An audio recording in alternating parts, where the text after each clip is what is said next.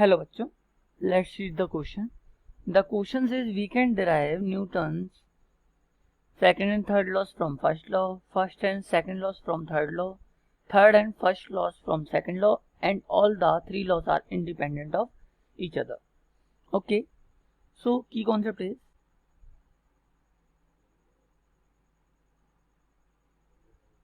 according to Newton's second law में पता है कि force applied on a body is equal to change in momentum per unit time of that body. So delta P upon delta T. Okay, and we know that the delta P is equal to m into delta V, mass into change into velocity.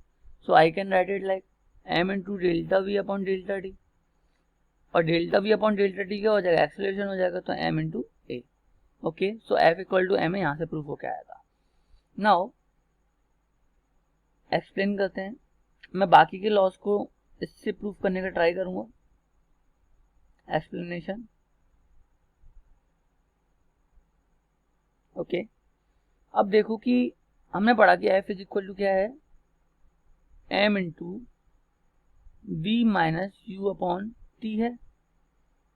अगर initial velocity u है और final velocity v है तो delta p ऐसे हम लिख सकते हैं यहाँ से, इस वाली फॉर्म से. Okay, so F into t will be equal to mv minus mu. Okay, अब अगर मैं कहता हूं कि अगर मैं बाहर से कोई भी एक्सटर्नल फोर्स अप्लाई नहीं कर रहा, if F external is equal to 0 then v will be equal to 0. Okay, यानी वो यूनिफॉर्म मोशन करेगा. अगर u कोई नॉन जीरो वैल्यू है तो यूनिफॉर्म वेलोसिटी से मोशन करेगा.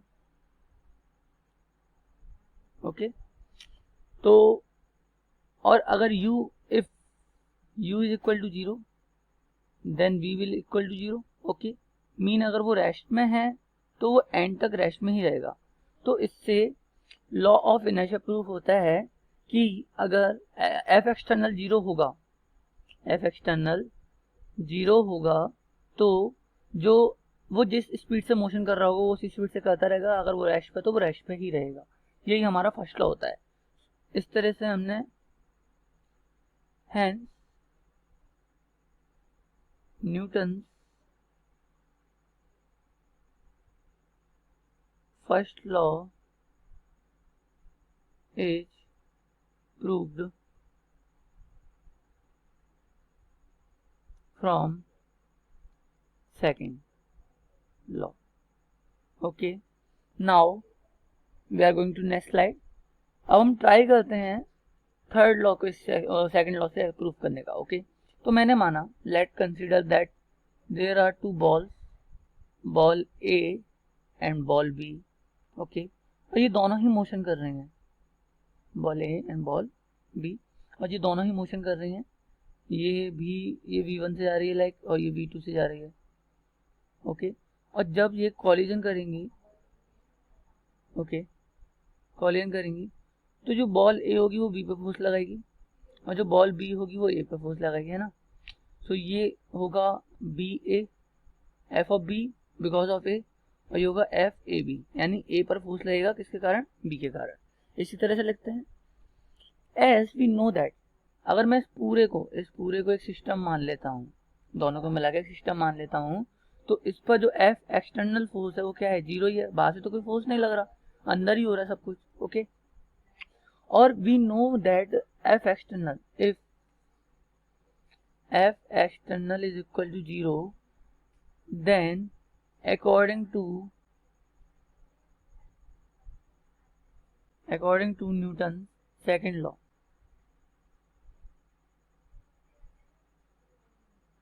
change in momentum will be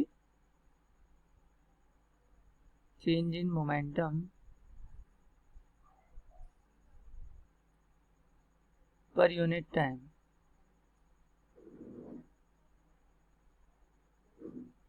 will be 0. okay, so we are assuming that अगर ये इस पे जो मोमेंटम लग रहा होगा वो d p b upon D t लग रहा होगा. Okay, change in momentum per unit time की बात करूँ, और इस पे लग रहा होगा d p of a upon D t लग रहा होगा. ओके, अब बात करते हैं, अगर मैं इन दोनों को सम कर देता हूँ तो वो तो जीरो होना चाहिए, net momentum will be zero. So D P A upon D T plus D P upon D T of B will be zero. Okay, और हम जानते हैं कि F is equal to D P upon D T. Okay, so मैं इसको F of A लिख सकता हूँ और इसको F ऑफ B लिख सकता हूँ। G2 किसके है, A के, और ये किसके है, B के, और इसको वेक्टर फॉर्म में लिख देते हैं। Okay, that will be equal to zero. So F A B vector will be equal minus का F B A वेक्टर। और यही हमारा थर्ड लॉ होता है कि जो रिएक्शन और एक्शन रिएक्शन का पेयर होता है वो इक्वल फोर्स लगाते हैं और अपोजिट डायरेक्शन फोर्स लगाते हैं। So Newton's third law is proved. So right answer is option C, third and first law from the second law. Hope you all get it. Thank you. All the best.